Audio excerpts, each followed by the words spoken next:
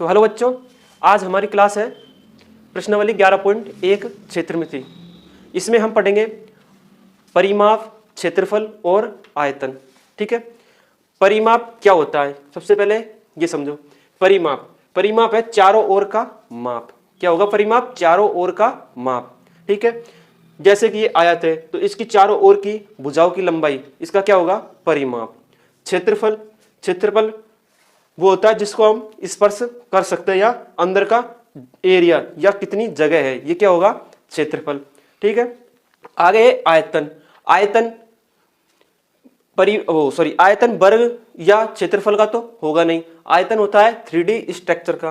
ठीक है, जैसे कि ये कोई कांच का बॉक्स है। ठीक है, इसमें हमको भरना है पानी, तो इसमें कितना पानी आएगा या इसमें कितनी खाली जगह है, ये इसका क्या होगा? आयतन। तो चैप्टर शुरू करने से पहले कुछ फार्मूलाज है वो आपको आने चाहिए, तो पहले वो देख लेते हैं।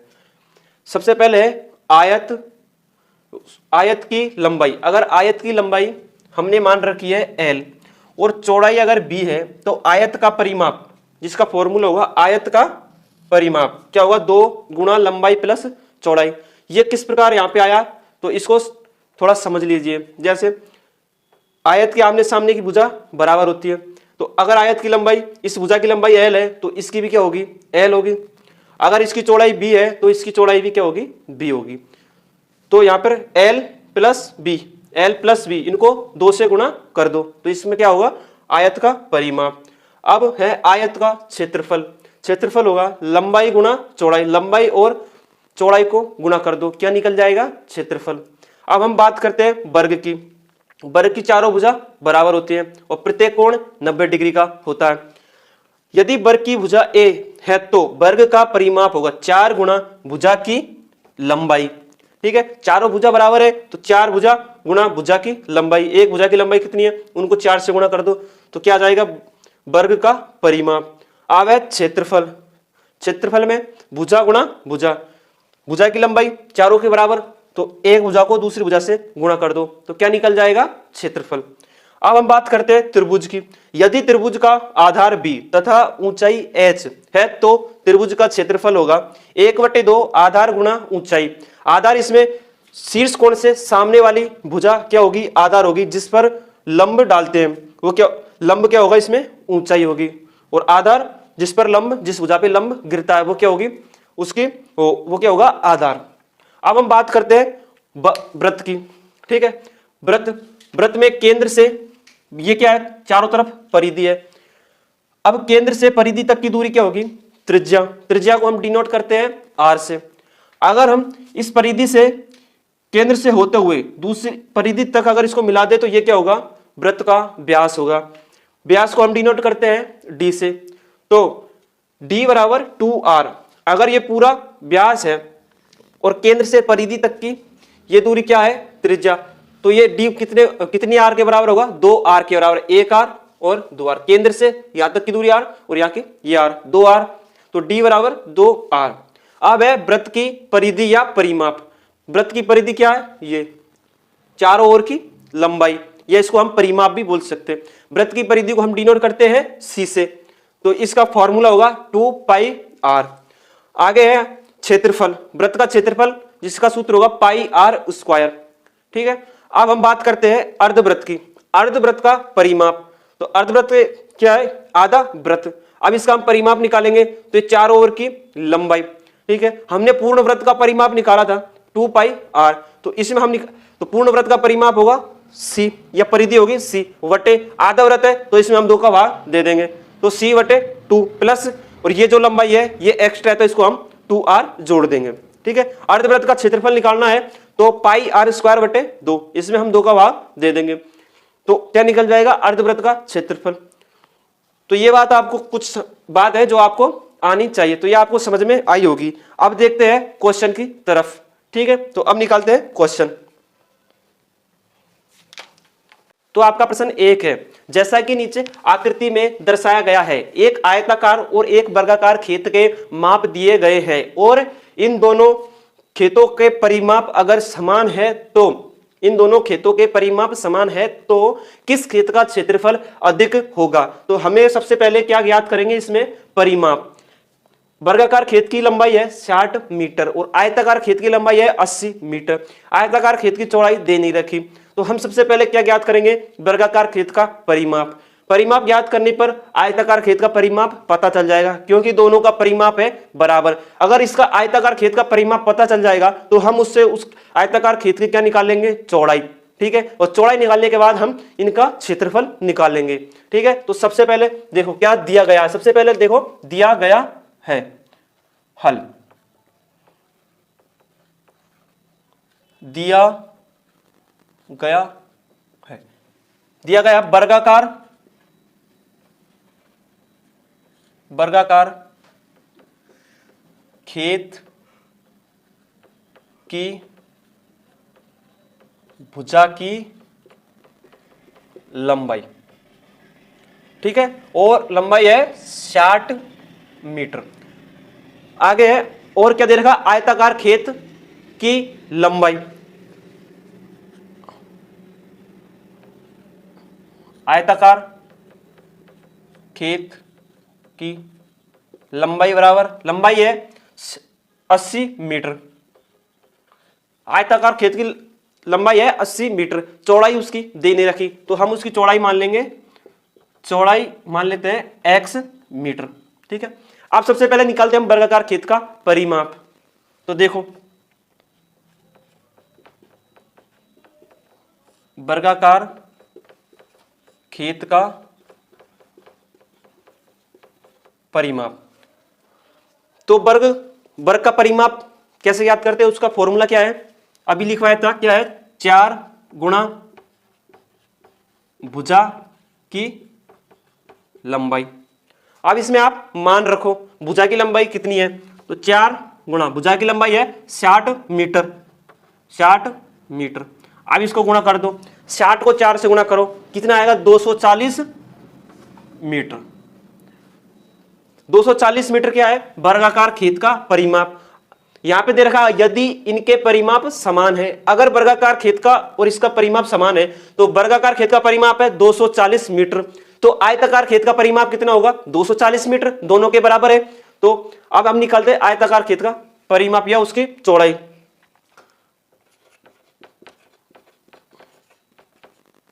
आयताकार खेत का परिमाप कितना है, 240 मीटर। अब आयत का परिमाप का सूत्र है 2 गुणा लंबाई प्लस चौड़ाई। कितना है परिमाप, 240 मीटर। अब इसमें मान रखो सूत्र में 2 गुणा लंबाई कितनी है, 80 मीटर, और चौड़ाई हमने मानी है x। ठीक है, अब इसको सॉल्व करो, 240 मीटर, 2 को 80 से गुणा करो, कितना आएगा 160, और 2 को x से गुणा करने पर 2x बराबर 240। अब 160 को इधर ले जाओ दूसरी साइड, तो यहां क्या बचेगा, 2x बराबर 240। अब ये यहां प्लस का है, इधर जाएगा तो किस में हो जाएगा, माइनस में, तो माइनस 160। तो 2x बराबर 240 में से 160 माइनस करो तो कितना आएगा, 240 में से 160 माइनस करने पर 80 मीटर, तो यहां आ जाएगा 80। अब हम x का मान निकालते हैं, तो x बराबर, ये गुणा में है इधर 2, तो इधर जाने पर क्या हो जाएगा, बटे में, भाग में, तो 80/2 बराबर 2 का भाग 80 में देने पर क्या आएगा, 40, तो यहां x का मान हो जाएगा 40 मीटर। ठीक है, हमने x का मान निकाल लिया 40 मीटर, तो आयताकार खेत की चौड़ाई मानी x और x का मान है 40 मीटर, तो हम यहां लिख देंगे 40 मीटर। अब हमने आयताकार खेत की चौड़ाई भी ज्ञात कर ली, परिमाप ज्ञात कर लिया, दोनों का परिमाप बराबर है, तो अब हम निकालेंगे इनका क्षेत्रफल और फिर देखते हैं किसका क्षेत्रफल अधिक है। ठीक है, तो सबसे पहले हम निकालते हैं वर्गाकार खेत का क्षेत्रफल। वर्गाकार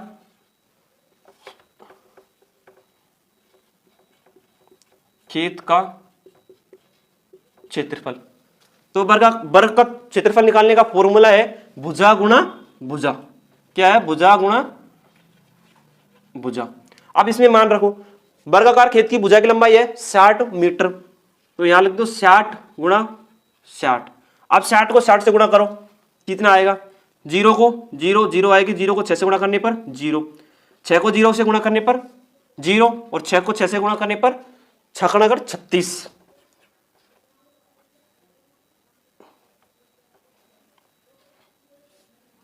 तो इनको जोड़ो, 0 0 6 3 मीटर स्क्वायर।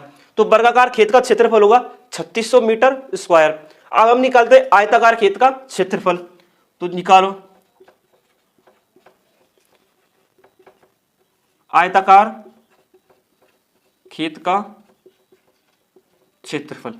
आयत का क्षेत्रफल हम कैसे निकालते हैं? उसका फॉर्मूला है लंबाई गुणा चौड़ाई। मान रखो इसमें लंबाई दे रखी है 80 मीटर, तो यहां लिख देंगे हम 80। चौड़ाई है 40 मीटर, तो इसमें चौड़ाई लिख देंगे 40 मीटर। अब 40 को 80 से गुणा करो, 0 को 0 से, 0 को 8 से गुणा करने पर 0 गुणा, 4 को 0 से गुणा करने पर 0 और 4 को 8 से गुणा करने पर 8 चौको 32। करो इसको सोल्व, 0 0 2 3। तो आयताकार खेत का क्षेत्रफल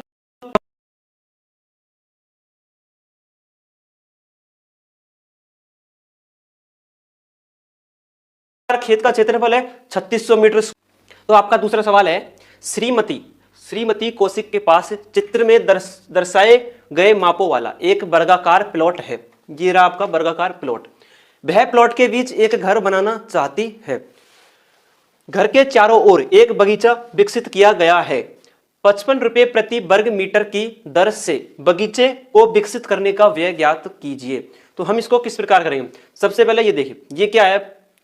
वर्गाकार प्लॉट जिसकी भुजा की लंबाई है 25 मीटर।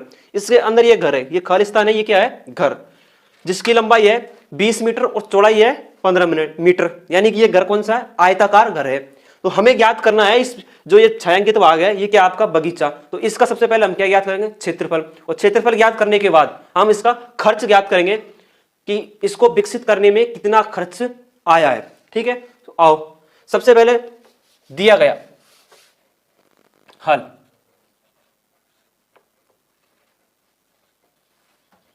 दिया गया है। तो इसमें क्या क्या दिया गया है? वर्गाकार प्लॉट की भुजा, घर की लंबाई और घर की चौड़ाई। ठीक है, तो लिखो वर्गाकार प्लॉट की लंबाई, लंबाई है 25 मीटर। ठीक है, आयताकार घर की लंबाई,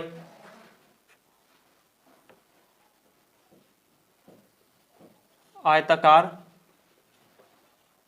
घर की लंबाई, लंबाई है अपनी 20 मीटर। ठीक है, तो लंबाई होगी 20 मीटर। और क्या दे रखा है? घर की चौड़ाई, तो इसमें आपकी चौड़ाई होगी 15 मीटर। और हमको ज्ञात करना है सबसे पहले बगीचे का क्षेत्रफल। तो हम किस प्रकार ज्ञात करेंगे? डायरेक्ट कोई सूत्र तो होगा नहीं, तो सबसे पहले हम वर्गाकार प्लॉट का क्षेत्रफल निकालेंगे, उसमें से घर का क्षेत्रफल घटा देंगे, तो ये क्या बचेगा? बगीचे का क्षेत्रफल। तो निकालो बगीचे का क्षेत्रफल क्या है? वर्गाकार प्लॉट का क्षेत्रफल। इसमें से हमको क्या घटाना है? घर का क्षेत्रफल। तो माइनस घर का क्षेत्रफल, वर्गाकार प्लॉट का क्षेत्रफल। तो वर्ग का सूत्र है क्षेत्रफल ज्ञात करने का, भुजा गुणा भुजा, भुजा गुणा भुजा। वर्ग के प्लॉट में क्षेत्रफल घटाना है घर का, तो घर है अपना आयताकार, तो हम ज्ञात करेंगे आयत का क्षेत्रफल। तो इसमें आयत का क्षेत्रफल का सूत्र होगा लंबाई गुणा चौड़ाई।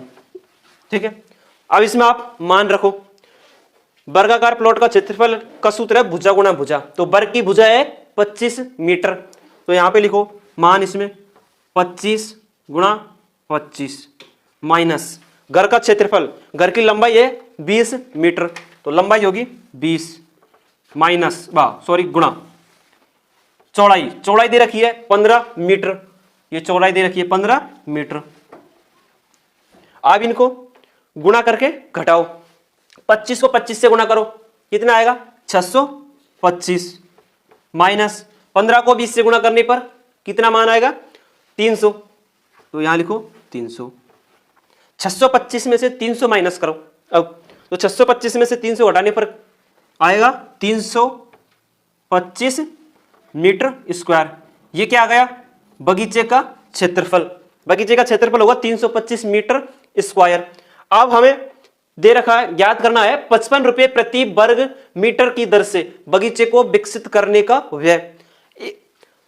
तो प्रति वर्ग मीटर, तो 1 वर्ग मीटर का खर्च होगा बगीचे को विकसित करने में, विकसित करने में 1 वर्ग मीटर का खर्चा, 1 वर्ग मीटर का खर्चा होगा 55 रुपए। तो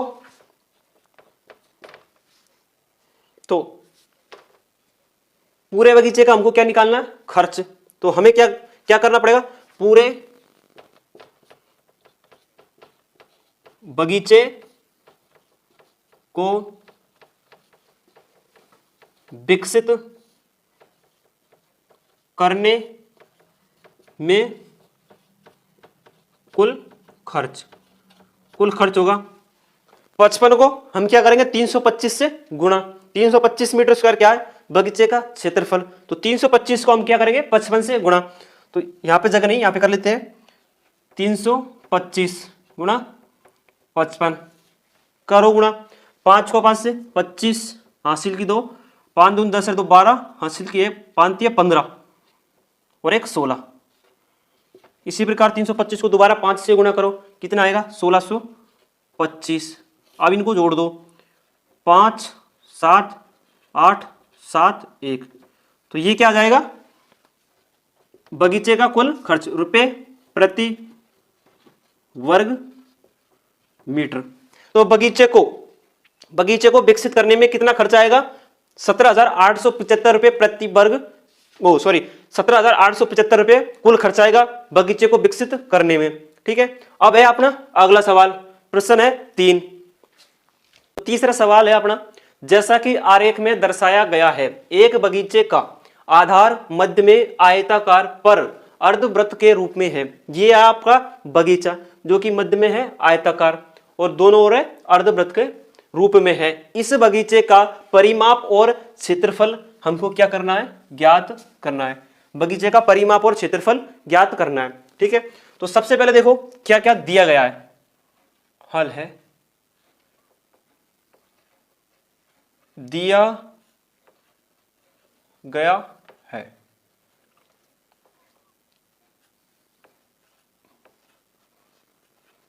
बगीचे की लंबाई, बगीचे की लंबाई है 20 मीटर, 20 मीटर। ठीक है, और क्या दे रखा है चौड़ाई,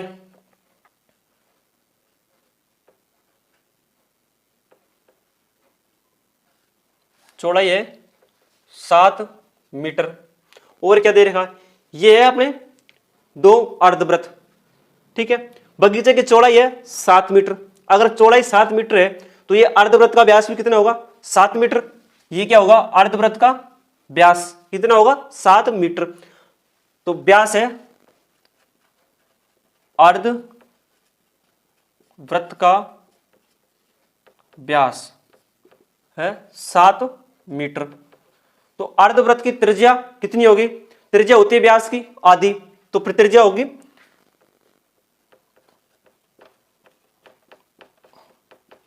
अर्धवृत्त की त्रिज्या r बराबर व्यास है, व्यास को डिनोट करते हैं हम d से, तो d बटे 2, तो व्यास है 7 मीटर बटे 2, तो त्रिज्या होगी 3.5 मीटर, त्रिज्या होगी 3.5 मीटर।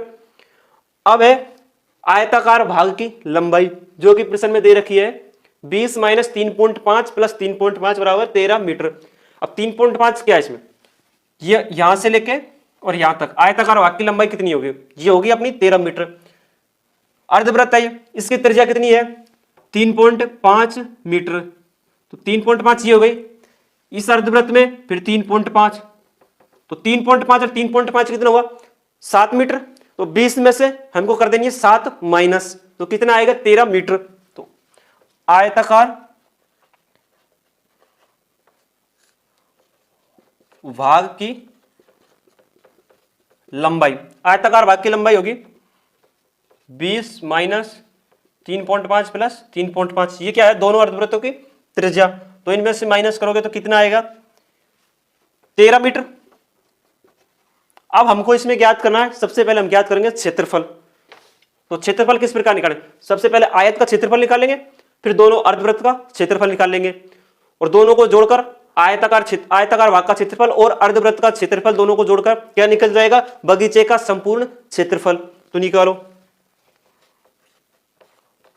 बगीचे का क्षेत्रफल बराबर आयताकार भाग का क्षेत्रफल प्लस आयताकार भाग ये हो गया, ठीक है, प्लस दोनों अर्धवृत्त का क्षेत्रफल, दोनों अर्धवृत्तों का क्षेत्रफल। तो सूत्र लगाओ, आयत का क्षेत्रफल का सूत्र है लंबाई गुणा चौड़ाई प्लस अर्धवृत्त का क्षेत्रफल का सूत्र जो हमने लिखा था, दो अर्धवृत्त है तो इसको पहले तो 2 से गुणा करो, 2 गुणा 1/2 पाई और pi R square, pi R square बटे 2, तो ये हो जाएगा अर्धवृत्त का क्षेत्रफल, प्लस 2 से गुणा कर दो, क्या है 2 अर्धवृत्त है तो दोनों 2 से गुणा करने पर दोनों वृत्त का अर्धवृत्त का क्षेत्रफल निकल जाएगा। तो मान रखो लंबाई गुणा चौड़ाई, लंबाई है आयताकार भाग का लंबाई है 13 मीटर, 13 गुणा चौड़ाई दे रखी है 7 मीटर, तो चौड़ाई है 7 मीटर प्लस 2 गुणा 1/2 पाई का मान है 22/7 गुणा आर, आर क्या है त्रिज्या, अर्धवृत्त की त्रिज्या कितनी है 3.5 मीटर, तो 3.5 गुणा 3.5, ठीक है। 13 को 7 से गुणा करो, अब इनको हल करने पर 13 को 7 से गुणा करने पर 91 प्लस, अब इसको हल करो, इसको हल करने पर आएगा 38.5, ठीक है, इसको हल करने पर आएगा 38.5। अब इनको जोड़ दो तो कितना आएगा 91 में 38.5 को जोड़ने पर 129.5 मीटर स्क्वायर, ये क्या हो जाएगा बगीचे का क्षेत्रफल, बगीचे का क्षेत्रफल होगा 129.5 मीटर स्क्वायर। और हम अब निकालेंगे परिमाप, सबसे पहले निकाल बगीचे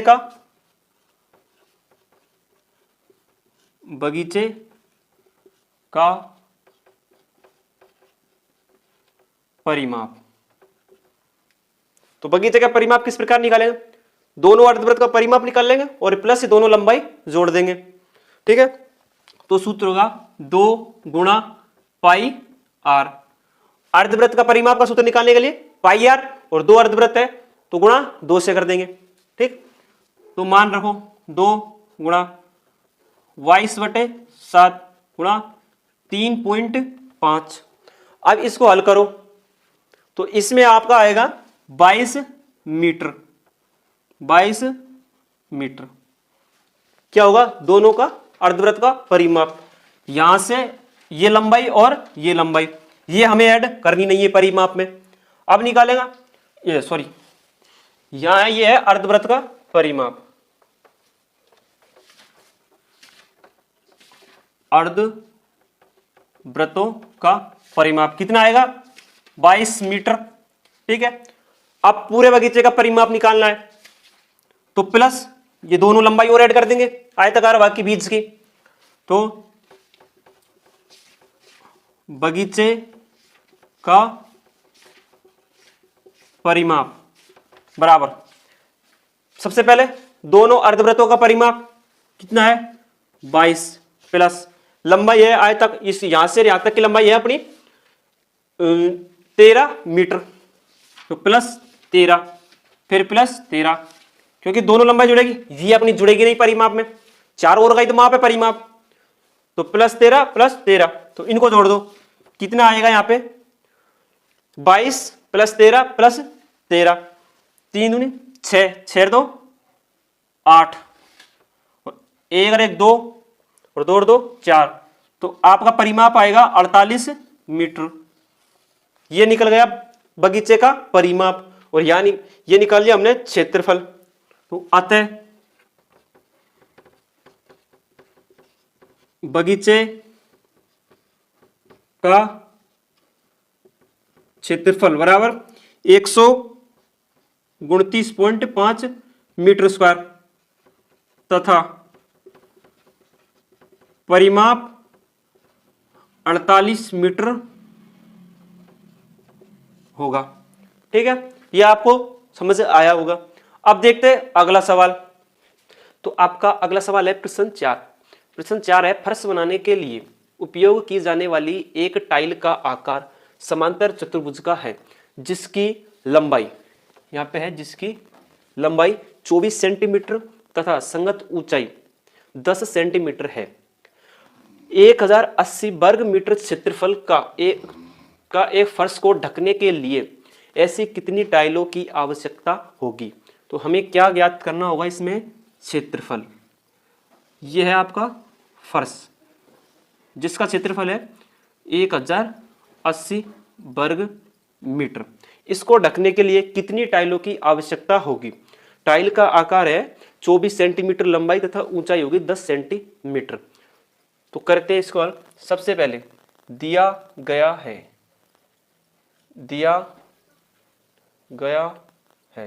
तो इसमें क्या क्या दिया गया है। एक है टाइल की लंबाई, टाइल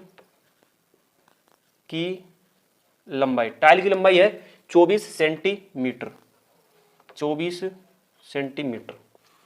टाइल की ऊंचाई, संगत ऊंचाई है 10 सेंटीमीटर और फर्श का क्षेत्रफल है 1080 वर्ग मीटर।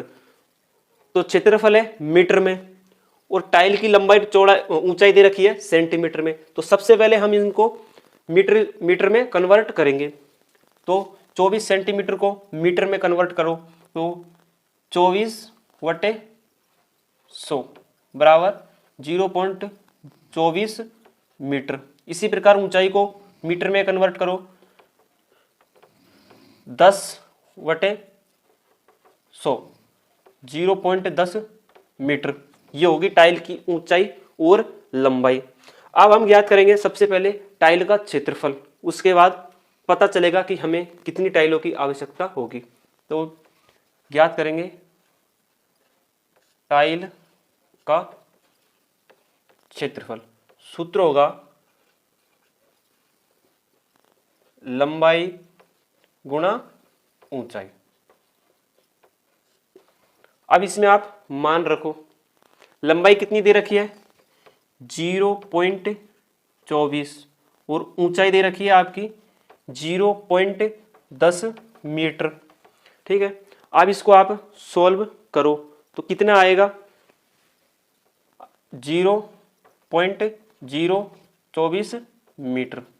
ये होगा टाइल का क्षेत्रफल। ठीक है, अब है फर्श का क्षेत्रफल 1080 मीटर स्क्वायर और टाइल का होगा 0.024 मीटर स्क्वायर। अब हमें यह निकालना है कि फर्श को ढकने के लिए कितनी टाइलों की आवश्यकता है। ये फर्श का क्षेत्रफल है 1080 मीटर स्क्वायर, इसको ढकने के लिए कितनी टाइलों की हमको आवश्यकता होगी। तो क्या तो टाइलों की आवश्यकता। फर्श का क्षेत्रफल है 1080 और टाइल का क्षेत्रफल है 0.024 मीटर स्क्वायर। अब इसको भाग देंगे इसमें, तो इसमें भाग देने पर यहां से पॉइंट हटाओ तो यहाँ पे 3 जीरो बढ़ जाएगी, ठीक है। अब इसमें भाग देने पर 24 का भाग 24 का भाग 10 8000 में देंगे, तो इसमें आपका उत्तर आएगा 45,000। अतः फर्श को ढकने के लिए 45,000 टाइलों की आवश्यकता होगी, ठीक है। टाइलों की आवश्यकता है 45,000 टाइलों की आवश्यकता होगी, ठीक है। अब है अगला क्वेश्चन। तो प्रश्न 5 है आपका, एक चींटी किसी फर्श पर बिखरे हुए विभिन्न आकारों के भोज्य पदार्थ के टुकड़ों के चारों ओर घूम रही है।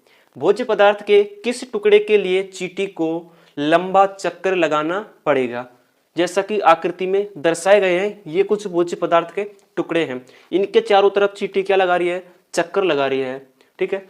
तो चींटी को कौन से टुकड़े के चारों ओर ज्यादा चक्कर लगाना होगा? तो इसके लिए हमें क्या ज्ञात करना होगा? परिमाप, ठीक है। तो सबसे पहले निकालते हैं हम आकृति ए का परिमाप, ठीक है। तो सबसे पहले निकालेंगे, ये क्या है? अर्धवृत्त, जिसका व्यास है 2.8 सेंटीमीटर, ठीक है। अब इसका सबसे पहले हम क्या ज्ञात करेंगे? परिमाप। इससे इसकी कुल चारों ओर की कुल लंबाई पता चल जाएगी, जिससे चींटी इसके चारों ओर कितना चक्कर लगाएगी उसका हमें पता चल जाएगा।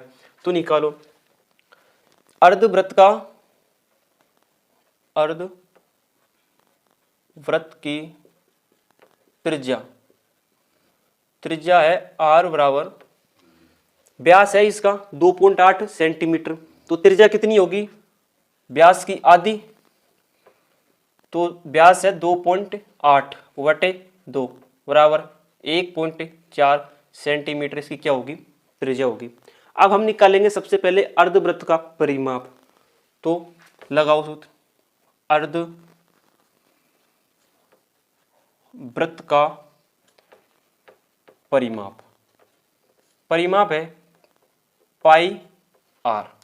इसमें आपका पाई का मान होगा 22/7 गुणा r त्रिज्या है आपकी 1.4, ठीक है। इसको सॉल्व करने पर आएगा आपके 4.4 सेंटीमीटर। तो अब हमें क्या मिला? अर्धवृत्त का परिमाप कहां से कहां तक? यहां से यहां तक। अभी इसका पूरी आकृति का परिमाप हमने नहीं निकाला है, तो आकृति ए का परिमाप, या आप इसको अर्धवृत्त भी लिख सकते हो।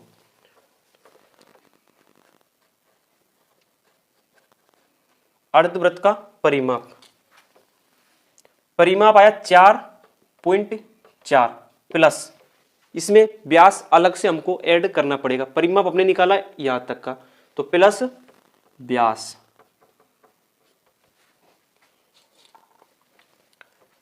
4.4 प्लस व्यास है 2.8 सेंटीमीटर, तो इसको जोड़ दो। 8 4 12 को 2 को हासिल की 1, 4 और 2 6 7, तो इसमें आपका आकृति का कुल परिमाप होगा 7.2 सेंटीमीटर। तो आकृति ए में चींटी द्वारा कुल 7.2 सेंटीमीटर लंबा चक्कर लगाएगी। अब देखते हैं दूसरा, आकृति बी है, इसमें नीचे बन रहा है अर्धवृत्त, तो इसका परिमाप कैसे ज्ञात करेंगे? तीनों भुजाओं का परिमाप, लंबाई ज्ञात कर लेंगे, प्लस इस अर्धवृत्त का परिमाप जिसका व्यास है 2.8 सेंटीमीटर। तो सबसे पहले अर्धवृत्त की त्रिज्या देखो, अर्धवृत्त की त्रिज्या होगी व्यास की आधी यानी 2.8/2 बराबर 1.4 सेंटीमीटर। तो हम निकालेंगे सबसे पहले इसमें इस अर्धवृत्त का परिमाप। तो इसमें लगाओ आप अर्धवृत्त का परिमाप बराबर पाई आर। ठीक है, पाई का मान होगा इसमें 22/7 गुणा आर है 1.4। इसको सॉल्व करो, सॉल्व करने पर इसमें आएगा आपका 4.4 सेंटीमीटर। ये हो गया ये अर्धवृत्त का ओनली परिमाप। कुल पूरे भोज्य पदार्थ के इस टुकड़े का परिमाप होगा, भोजन के टुकड़े का कुल परिमाप। तो परिमाप किस प्रकार, तीनों भुजाओं की लंबाई लिख देंगे सबसे पहले 1.5 प्लस 1.5 प्लस 1.5 प्लस अर्धवृत्त का परिमाप कितना है 4.4। ठीक है, अब इनको आप जोड़ दो, कितना आएगा, इसमें आपका आएगा 10.2 सेंटीमीटर। ठीक है, तो इसमें चीटी द्वारा चली गई कुल दूरी होगी 10.2 सेंटीमीटर। अगला है आकृति सी, जिसमें ऊपर है अर्धवृत्त जिसका व्यास है 2.8 सेंटीमीटर। ठीक है, तो सबसे पहले हम इस अर्धवृत्त का यहां से यहां तक का परिमाप निकालेंगे। तो परिमाप निकालने के लिए सबसे पहले हमें क्या चाहिए, त्रिज्या। तो त्रिज्या निकालो, अर्धवृत्त की त्रिज्या, अर्धवृत्त की त्रिज्या होगी व्यास की आधी यानी 2.8/2 बराबर 1.4 सेंटीमीटर, या इसको मैं यहां पे लिख देता हूं 1.4 सेंटीमीटर। अब हमको अर्धवृत्त की त्रिज्या मिल गई है, तो हम इसका निकालेंगे पहले परिमाप। तो निकालो,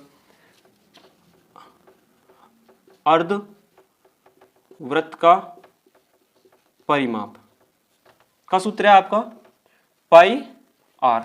इसमें हम मान रखो, इसको आप पाई आर, इसमें आपको मान रखना है, पाई का मान है 22/7 गुणा आर है 1.4 सेंटीमीटर, आर होगी 1.4। अब इसको सोल्व करो, सोल्व करने पर इसमें आएगा आपका 4.4 सेंटीमीटर। ये हमें मिल गई है अर्धवृत्त की यहां से यहां तक की त्रिज्या।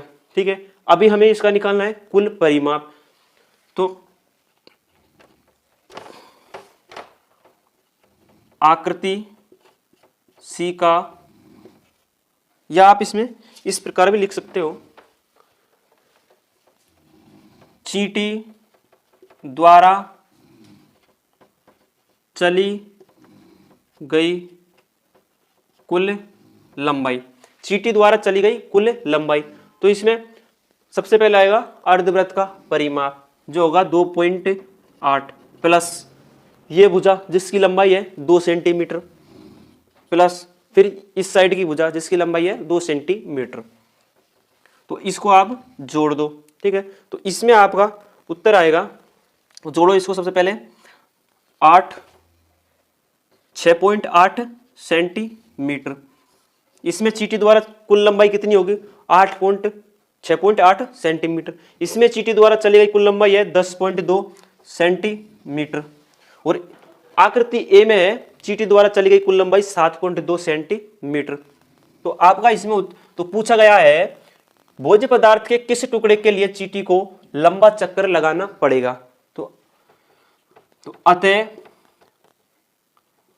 आकृति वी वाले